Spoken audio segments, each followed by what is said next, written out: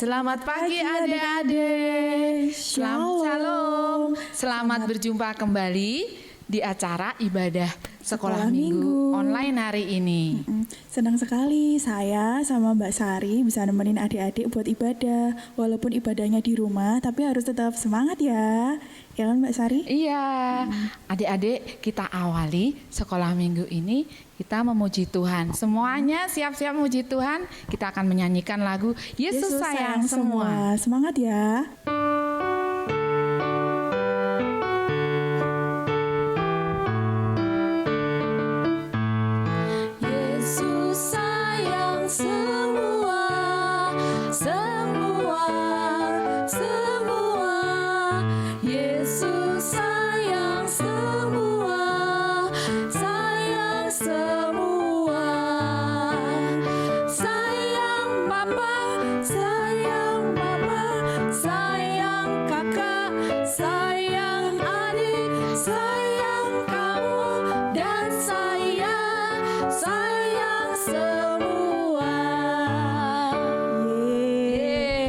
Semangat ya adik-adik di rumah. Tadi nyanyinya sambil tepuk tangan enggak? Kelihatan loh yang masih diem-diem aja ya dari sini ya. Bu Sari mau tanya, adik-adik sayang enggak sama saudaranya di rumah? Sama mama papahnya. Siapa yang sayang? Wah, pada sayang semua ya anak-anak sekolah minggu Parangbendo, Mbak Puput. Ya. Bener. Adik-adik, kita awali lagi sekolah minggu ini dengan doa ya, sebelum kita melanjutkan ke acara selanjutnya. Oke adik-adik, nanti saya pimpin berdoa ya, sikapnya yang baik. Mari kita lipat tangan, tutup mata, mari kita berdoa. Tuhan Yesus yang baik, terima kasih Tuhan atas hari yang indah yang Kau berikan kepada kami. Saat ini kami akan memulai sekolah minggu kami bersama dengan saudara-saudara kami, bersama dengan kedua orang tua kami di rumah kami masing-masing. Ya Tuhan, walaupun kami berjauhan, tapi hati kami tetap dekat. Berkati perjalanan sekolah minggu kami, ibadah sekolah minggu kami hari ini ya Tuhan. Terima kasih. Amin. Amin. Adik-adik, siapa yang di rumah suka bernyanyi? Siapa? Ayo, angkat tangan. Kelihatan nggak sih dari sini Mbak Sari? Oh, kelihatan. Banyak anak-anak sekolah minggu yang suka bernyanyi. Yang masih kecil itu, waduh semangat sekali bernyanyi. Kakak-kakaknya juga harus semangat bernyanyi. Iya, betul. Kak Puput, kita nyanyi lagu untuk adik-adik ini supaya bersemangat di rumah. Iya, kita nyanyi apa? Hatiku penuh nyanyian. Bisa semua ya adik-adik harus di rumah. Harus bisa dong ya. Oke, yuk kita nyanyi Mbak Sari. Oke.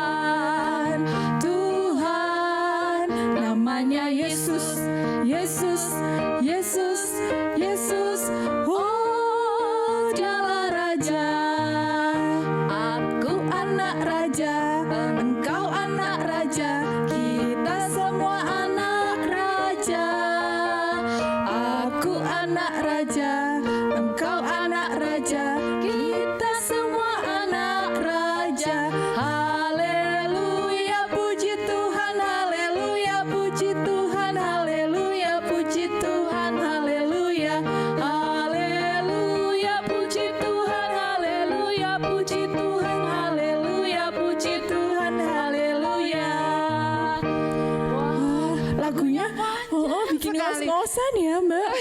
Adik-adik gimana? Semangat enggak ya? Kira-kira? Ternyata kita semua anak raja ya Mbak. Semangat ya, kita kan anak raja, anak-anak Tuhan Yesus. Engkau anak raja, aku anak raja, kita semua anak raja ya. Anak-anak pilihan Tuhan. Betul sekali.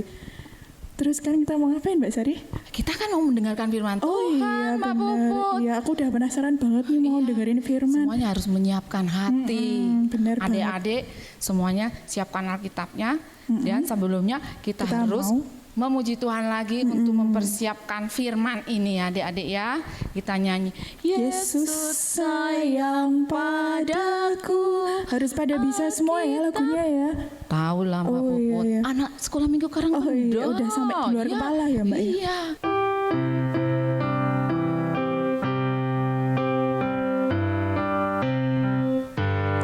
Yesus sayang padaku, Alkitab mengajarku, walau ku kecil lemah, aku ini miliknya. Yesus Tuhanku sayang padaku, itu firman-Nya di dalam Alkitab. Halo adik-adik, masih semangat? Sekarang saatnya kita akan mendengarkan firman Tuhan. Sebelum kita mendengarkan firman Tuhan, kita akan berdoa terlebih dahulu. Yuk, kita lipat tangan kita tutup mata kita bersama-sama berdoa ya. Mari kita berdoa. Bapa kami yang ada di dalam surga, terima kasih hari Minggu ini kami bisa beribadah online bersama-sama dengan teman-teman kami. Tuhan, kami ingin mendengarkan firman-Mu. Tuhan bukakan hati kami, pikiran kami, sehingga kami mengerti apa yang Tuhan katakan. Dan berikan kami kekuatan untuk bisa melakukannya. Di dalam nama Tuhan Yesus kami berdoa dan mengucap syukur. Amin. Nah, adik-adik, kali ini firman Tuhan diambil dari Kisah Para Rasul. Ceritanya sangat menarik sekali tentang seseorang yang sangat sayang kepada Tuhan Yesus. Namanya adalah Stefanus. Siapa namanya? Stefanus. Nah, kisah Stefanus ini kita bisa baca bersama-sama di Alkitab kita di Kisah Para Rasul. Yuk adik-adik diambil Alkitabnya dulu. Kisah Para Rasul 6. Kita akan buka Kisah Para Rasul 6 ayat 8 sampai 15 dan kita lanjutkan di Kisah Para Rasul 7 ayat 54 sampai 60. Karena ayatnya cukup banyak, Kak Ninin akan membacakan Kisah Para Rasul 6 ayat yang ke-8 dan ke-9 dengan judul Tuduhan Terhadap Stefanus. Dan Stefanus yang penuh dengan karunia dan kuasa mengadakan mujizat-mujizat dan tanda-tanda di antara orang banyak. Tetapi tampillah beberapa orang dari jemaat Yahudi yang disebut jemaat orang Libertini. Anggota-anggota jemaat itu adalah orang-orang dari Kirene dan dari Alexandria, bersama dengan beberapa orang Yahudi dari Kilikia dan dari Asia. Orang-orang itu bersoal jawab dengan Stefanus. Nah, sisanya adik-adik bisa baca ya di rumah bersama dengan mama dan papa. Nah, Stefanus ini adalah orang yang sangat sayang kepada Tuhan Yesus. Dia merasakan betapa kasih Tuhan Yesus luar biasa di dalam hidup dia. Oleh karena itu, Stefanus suka sekali menceritakan kisah tentang Tuhan Yesus. Tidak hanya di rumah, tapi di berbagai tempat. Dan tahu tidak, selain bercerita, Tuhan memberikan Stefanus kuasa untuk melakukan mujizat-mujizat. Jadi ketika Stefanus bercerita tentang Tuhan Yesus, Stefanus juga bisa menyembuhkan orang sakit dalam nama Tuhan Yesus karena diberikan kuasa. Wah, luar biasa ya. Itu sebabnya Stefanus disebut saksi Kristus karena suka sekali bersaksi tentang Yesus Kristus yang adalah juru selamat. Tapi tahu tidak, walaupun Stefanus suka menceritakan tentang Tuhan Yesus dan banyak orang yang bertobat, ada beberapa orang yang tidak suka dengan Stefanus. Ya kan? Kita di sini jadi tahu ya adik-adik bahwa kadang melakukan hal yang baik atau menceritakan kebenaran belum tentu disukai oleh orang banyak. Kadang kita dibenci orang banyak karena melakukan sebuah kebenaran. Sama dengan Stefanus. Orang-orang ini siapa saja sih? Di ayat ke-9 dikatakan ada jemaat Yahudi dari Libertini ya, dari Kilikia, dari Asia. Mereka tidak menerima Tuhan Yesus sebagai juru selamat. Sehingga ketika Stefanus bercerita, mereka suka sekali berdebat ya untuk tahu siapa yang menang ya. Tapi karena Tuhan sayang dengan Stefanus, Tuhan memenuhi Stefanus dengan Roh Kudus sehingga tidak ada yang bisa menentang perkataan Stefanus. Tapi orang-orang yang tidak suka Stefanus ini melakukan cara yang lain. Ya, orang-orang ini berbohong ya. Mereka menuduh Stefanus yang tidak-tidak. Mereka menghasut orang-orang di sekitar mereka untuk membenci Stefanus. Wah, akibatnya banyak orang menjadi membenci Stefanus karena perkataannya tentang Tuhan Yesus. Sampai suatu ketika orang banyak ini menangkap Stefanus. Saking bencinya ya, ayo kita tangkap Stefanus dan penjarakan Stefanus ya. Sebelum dipenjara, orang-orang ini membawa Stefanus ke sebuah tempat namanya adalah Mahkamah Agama. Untuk apa sih dibawa ke situ? Untuk diadili, untuk dicari kesalahan dari Stefanus. Mereka mengatakan, Stefanus ini bicara bohong. Mana mungkin Yesus adalah juru selamat.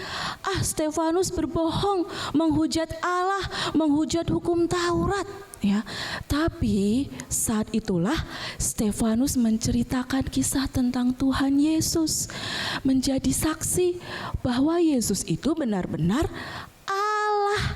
Ya, tidak ada yang bohong. Mendengar kesaksian itu, marahlah orang-orang. Tapi tahu tidak, ketika itu Stefanus dipenuhi oleh Roh Kudus.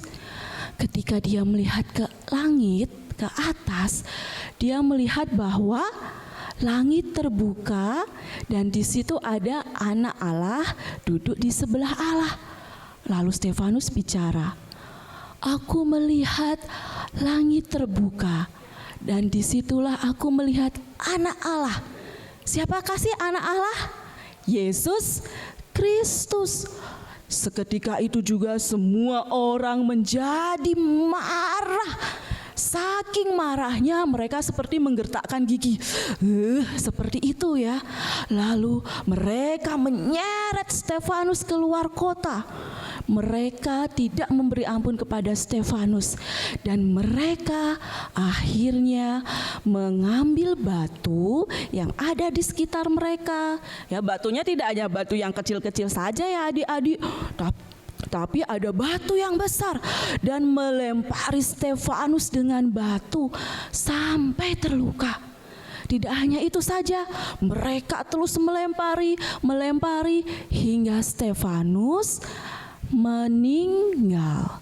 Tapi sebelum meninggal, Stefanus berdoa kepada Allah, Tuhan, terimalah rohku. Itu perkataan Stefanus pertama. Dan yang kedua, Stefanus berkata, Tuhan, jangan tanggungkan dosa ini, dosa orang-orang ini kepada mereka. Artinya, Stefanus belajar mengampuni orang-orang yang menganiaya mereka. dan akhirnya Stefanus meninggal. Wah, kisahnya tentu sedih ya teman-teman ya. Tapi sebenarnya Stefanus berkemenangan. Dia menang karena dia berhasil mempertahankan imannya hingga akhir.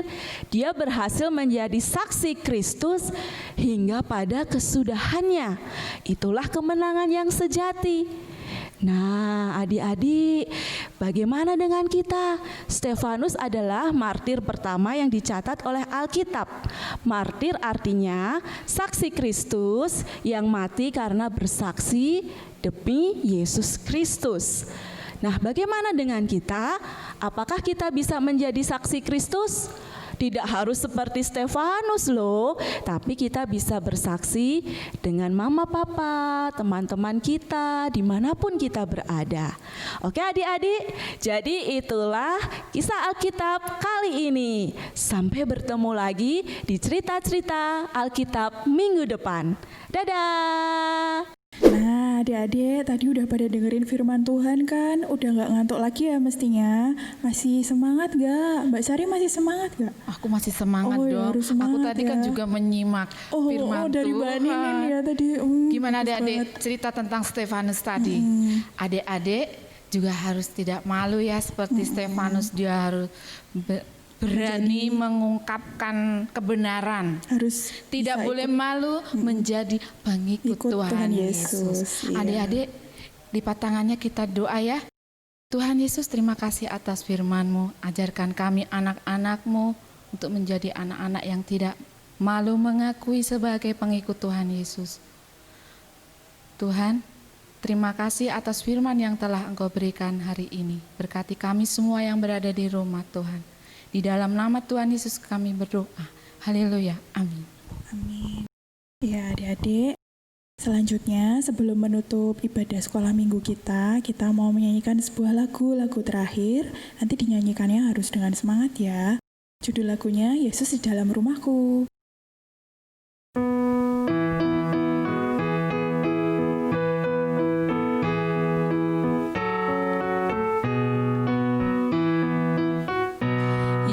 Yesus di dalam rumahku, senang-senanglah, senang-senanglah, senang-senanglah.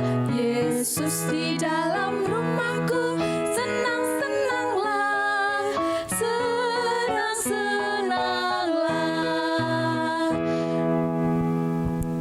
Adik-adik, ibadah sekolah minggu sudah selesai. Sampai jumpa lagi minggu depan. Tuhan Yesus memberkati. Dadah.